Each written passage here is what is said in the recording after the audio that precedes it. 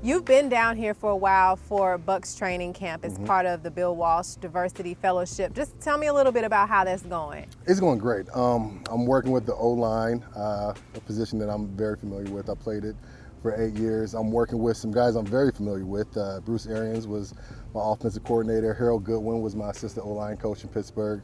So the offense I already knew pretty much. They changed some things, but it's very familiar to me. So it was very comfortable coming here and hitting the ground on the run. So tell me a little bit about how you got into this. Quite honestly, it wasn't on my radar. I had gotten into sports broadcasting for about 4 or 5 years. That kind of died down with the recession last year. But Harold Goodwin, the offensive line coach, I saw him at the Combine in Indianapolis, and he asked me, like, Trai, do you want to do this? Is this something that you see yourself doing? And honestly, it wasn't. I didn't see myself getting into coaching. I got 3 little ones at home that are the pride of my life, my wife, and I was content doing that. But my dad talked to me. I had a conversation with him. We didn't want to leave any stone unturned, and this opportunity arose, and so I was like, I'll be dumb not to accept it and see if this is something that can get my juices flowing again as far as football is concerned. Yeah, I mean, that has to be pretty exciting. What's it been like kind of being down here in Tampa? You talked about the weather and getting used to that. Yeah, it's hot. I mean, I'm a Midwest guy. I went to school, obviously at Northwestern. Played in Pittsburgh. I'm not used to the 90-degree weather every day, but had to come down here, get acclimated. The lightning every night was something to get used to, the thunderstorms, but it's been great. The staff down here is amazing. The players, obviously being the Super Bowl champion, they come in with a certain type of swagger, one that I'm used to, having as much success as I've had with Pittsburgh. So it's been great just being down here in Tampa, getting used to the local scenery and just having fun. Yeah, you're being a little humble right now. Not just a one-time Super Bowl champion, but a 2-time. I've been blessed. You have been blessed. Yeah. I mean, I was a part of some great Pittsburgh teams.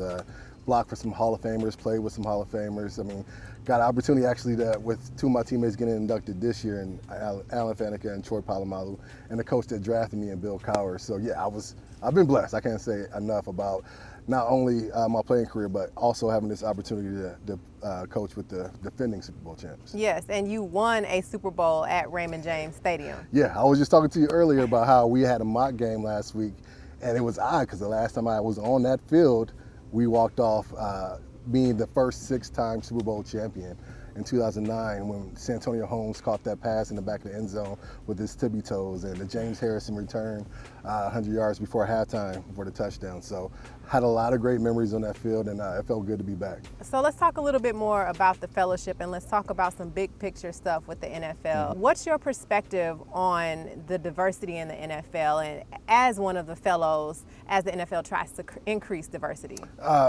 From a coaching standpoint, it was a little disheartening last year to see as many openings that were available, and deserving coaches like Byron Leftwich, the offensive coordinator here, Super Bowl champion, Eric Bieniemy, Super Bowl champion, offensive coordinators who, in the past, that position, especially if you've had success, the natural progression was for you to become a head coach, and that didn't happen last year, and it was tough to see.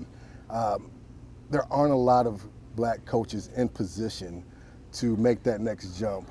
It's a lot of recycling of old coaches, the old guard, the good old boy network, and it's kind of hard for black coaches to break through.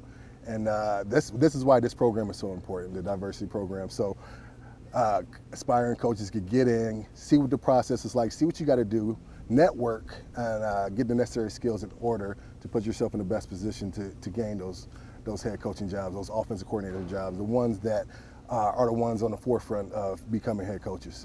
This is a long conversation that, that's been hit on a whole bunch of times, but it's just, there's not enough opportunities given to deserving candidates in positions of power to make effective change, and the NFL is no stranger to that. And that's why I'm happy to see that Goodell is taking the effort to address those positions. Some say it might be too little too late. But no, it's never late to make progression, and they're heading in the right direction, I think so. And hopefully this next season, this next rotation, when there are positions available for new head coaches, as some coaches get let go, we'll see some real change in that aspect. That's the only way that we'll see if things are moving in the right direction. Anything you want to say about Bruce Arians and the role that he's played? I know you knew him previously. I can't say enough about BA. In the NFL, the word loyalty is hard to come by. And if you've seen him and you see how he's developed his staffs and who he brings with him, that's what epitomizes him. He is loyal to the end. And he develops guys. He makes coaches better. He doesn't just bring coaches in and just he's the guy. He delegates. He lets them run their room, and he lets them develop and put themselves in the best position. And it's the only NFL franchise, I think, that has all three coordinators, deserving coordinators, guys that have been in the league for a long time and know the game, at every spot. Offense coordinator, Byron Leftwich. Defense coordinator, Todd Bowles. Special teams coordinator, Keith Armstrong. And that epitomizes who he is. And I'm not just talking about black candidates.